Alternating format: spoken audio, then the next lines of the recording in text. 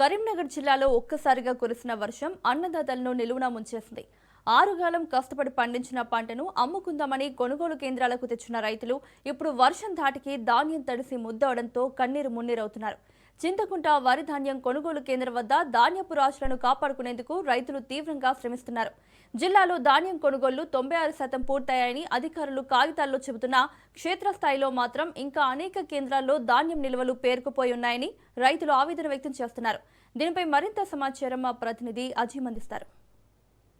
కరీంనగర్ ఉమ్మడి కరీంనగర్ జిల్లాలోని ప్రతి అకాలంగా కురిసిన అకాల వర్షానికైతే దేశానికి అన్నం పెట్టే రైతన్నకు వచ్చింది.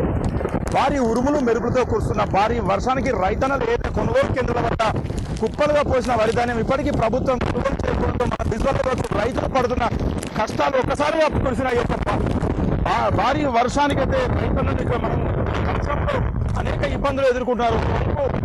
పరుస్తున్న ప్రభుత్వం కొనుగోలు చేయడంతో రైతులకైతే ఇబ్బందులు ఎదుర్కొంటున్నాయి. మరి వర్షంలో ఒక్కసారి ఉన్నట్టుండి వర్షం కోవంతో రైతులైతే ఆందోళన చెందుతున్న పరిస్థితి నెలకొంది.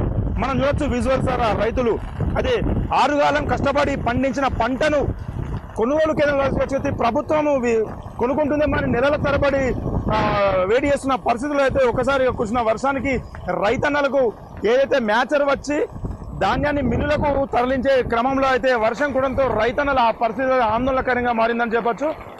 రైతులు గత 15 రోజుల నుంచి కొనుగోలు కేంద్రాల వద్ద పడిగాపులు కాస్తున్న పరిస్థితి ఒక్కసారిగా ఇబ్బందులు పడుతున్నాయి.